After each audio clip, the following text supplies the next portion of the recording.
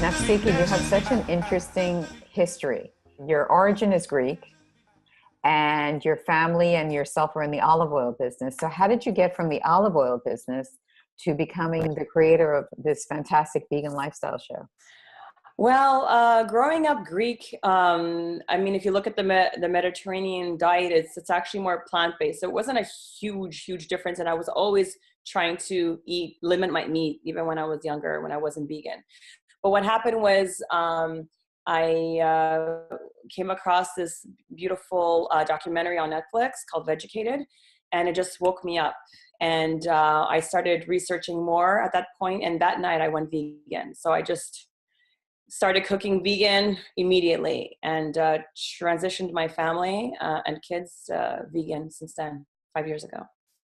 And so, how did you're such an entrepreneur, and we have so many people in our community that always want to know the story of how someone got to where they are, because we all are inspired by that. So, how did you get to Plant Based by Nafsika? How did that happen?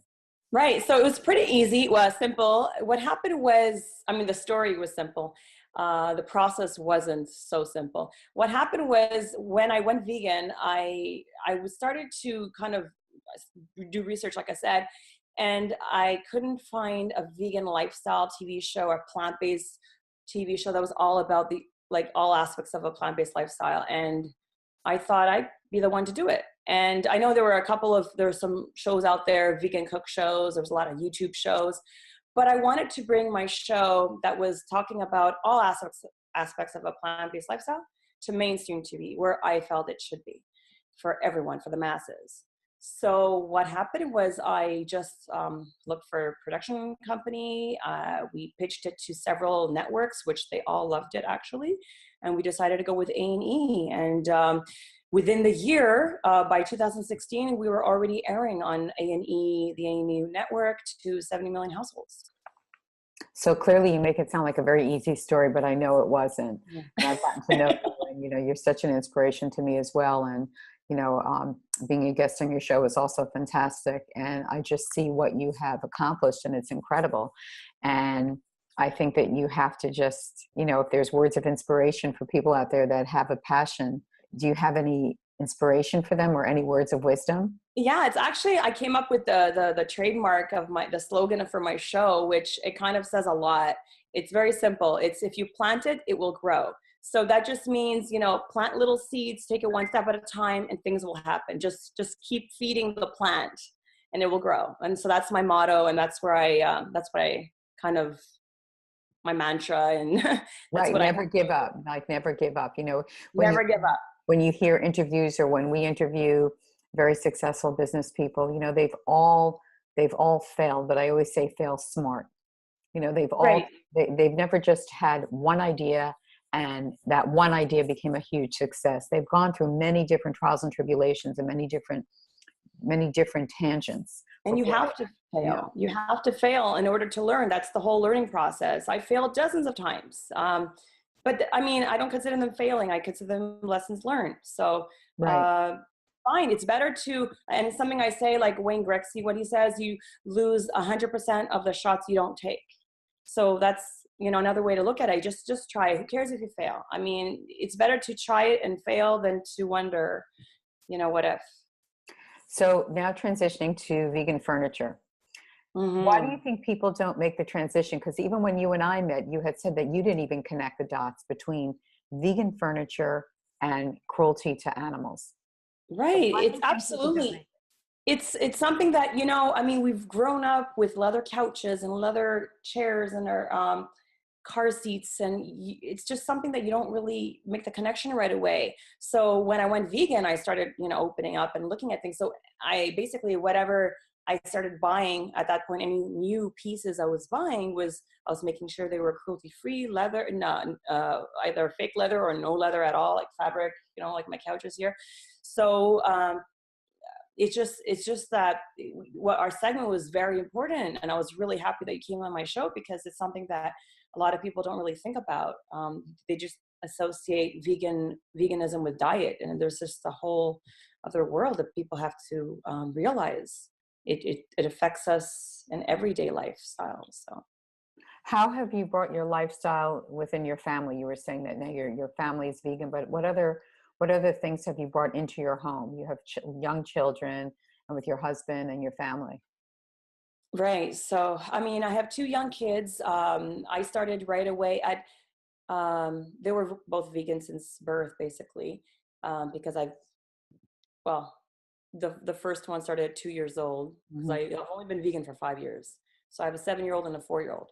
And, but I started talking to them about it and, making them understand, and not in a scary, horrific way that people tell me, oh, you shouldn't be telling your kids, you should, basically I would respond, do you want me to lie to my kids? I'm not going to lie to my kids. I mean, I'm just telling them in a nice way, the situation, the truth, and why we don't contribute to this violence.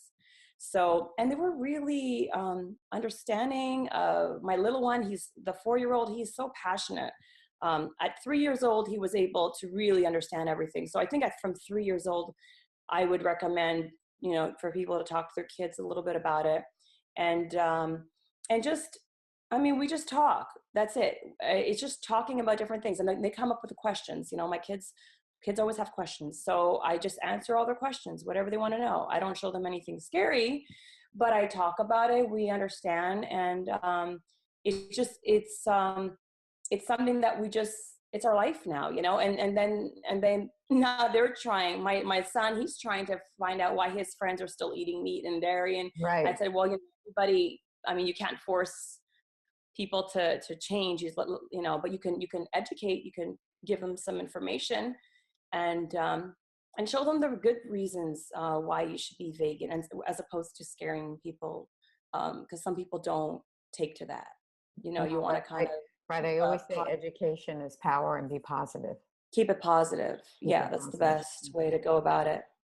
Thank you so much. You know what? I'm going to ask you a couple really funny questions. If Okay, you could sure. be a piece of furniture, what kind of furniture would you be?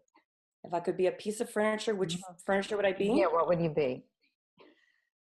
I mean, my couch, I think. I love my couch. So I don't know. I love my couch. I love sitting down and watching Netflix. So I don't know. I guess my couch. I don't. It's a funny And question. what's your favorite vegan food? Do you have a favorite? Uh, Favorite vegan food. It's probably stuff that I've veganized. From uh, like traditional food that has meat in it that I Yeah, veganized. It used yeah. to be my favorite, but now I've been crazy about beets. I don't know if you've been looking at my posts, but I've discovered. So I'm posting about beets all the time because I used to think I hated beets because they were served to me only one way, boiled. Right. So I discovered you can cook different ways, and then it's like I'm discovering new food now, because when you go plant-based or vegan, you start to really discover things. You Yeah, start to you've become appreciate it, very creative. and you become very creative. So I'm experimenting with all kind of things, and I've posted a couple things, this beet recipe that I've created, and it's like my signature. I call it the plant-based special. This is my dish now, and it's got beets and potatoes and leek, asparagus and quinoa, Yum. and amazing. Being Greek, when I was in New York a couple weeks ago, I went to a great Greek restaurant, and they serve, which I had never had, the stems of the beets Oh called yeah, horta or something. Have you porta. Yeah, yeah, And that's a yeah. stem, because typically we throw that out. Oh yeah, no, we use it. I love It horta. was Whenever it goes delicious. to It was Greece, so delicious. I loved it. So yeah, there's just cutting up the stems of the beets and don't throwing them out, and then sauteing them don't waste like a it. No, broccoli a or lot of stuff something we like that. waste. A Yeah, lot of things go to waste, and we shouldn't. There's so much nutrition in there. yeah. Put that in your post, horta. It's so good I will. because people like myself are I so will. ignorant, and it's yummy. It is. It's actually one of my favorite traditional Greek recipes. Just horta with a little olive oil and lemon, Mm, or even delish. um, vinegar, red wine vinegar. Really good. Thank you so much. Thank We see the you. snow outside. How cozy and yummy. Yeah.